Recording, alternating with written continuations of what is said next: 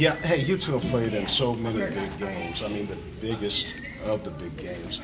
When you look at a game like this, is there any extra buzz, any extra adrenaline, or do you look at it as just one of those, another monster matchups? Yeah, I think that's how we look at it. Just another big SEC game. I think the media's doing a great job of making it the buzz everywhere. But I mean, within our circle, we're just looking at it as okay. We have another SEC opponent. We know every time we step on the floor for an SEC matchup, it's a big game, no matter who we play. I think the same with that, especially playing in the conference we play in. Any game, we can lose any game if we don't, come in with our head straight. So it is another one of those games we got to go in full force.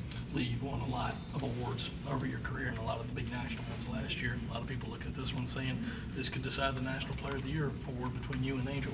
What do you think?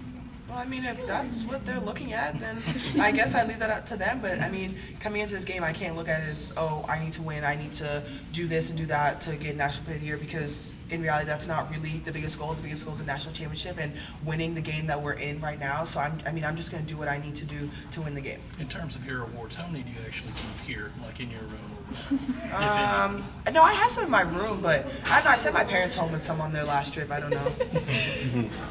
Aliyah, you had a chance to play against Angel Reese last year when she was with Maryland. Just what about her game kind of sticks out to you? What are some things you feel like she did?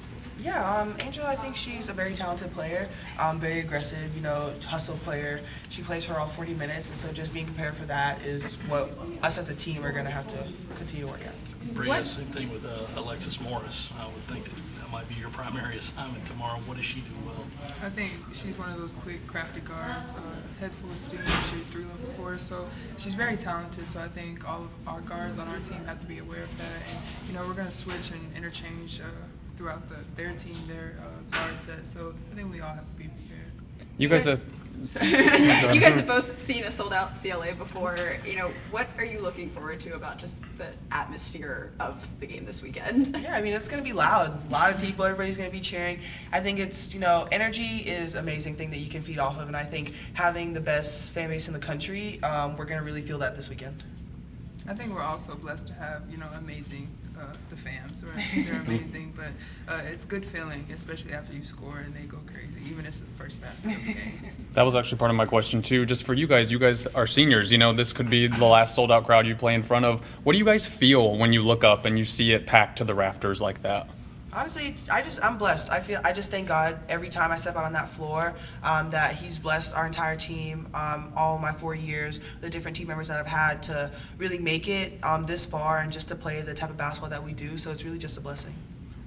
Aliyah, Angel said this week that she doesn't see it as you versus her. It's about Tigers and the Gamecocks. Do you see it the same way then? Yeah, I definitely agree, because no matter how you think about it, I know in the media everybody's putting Aliyah versus Angel, but it's really a team effort. It's not a one-on-one game the entire game. That's not what's happening. And so I think just looking at it as a collective of how are the Gamecocks going to take on the Tigers, or how are the Tigers going to take on the Gamecocks. For you guys, some early foul trouble at UConn, kind of fought through that, made a big impact in the second half. What was kind of going through your head there? What does that say about you and how you can kind of step up in big games even if it gets off to a shaky start? I think the biggest thing for us is to be able to adjust. I think we have early foul trouble. Okay, what do we need to do to avoid foul trouble? How do we need to guard that specific player? So I think it's just the ability to be able to do that all around our team. LSU had the week off to rest. You guys obviously were on the road. How do you kind of ignore maybe that exhaustion or tiredness to kind of step up on Sunday? Yeah, we've had it before. Last week, honestly, we played Thursday, we played Sunday at UConn.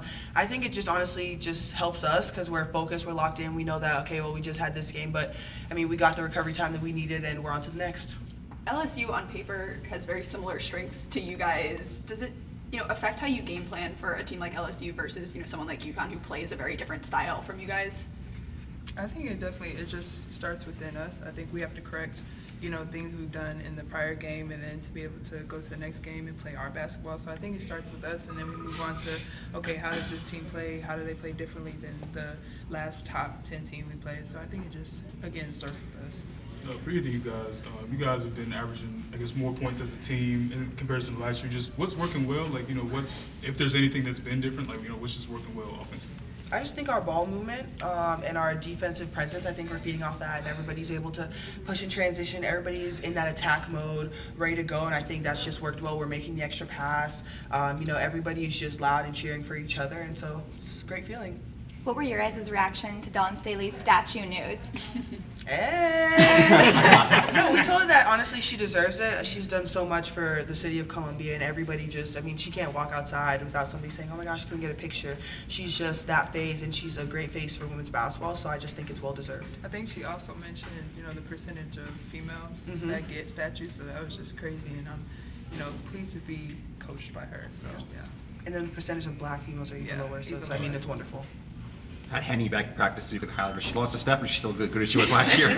She's still there. She's still trying to keep up with her. Anything else with student athletes? Thank you all. Thank you guys. Thank you. See you Sunday.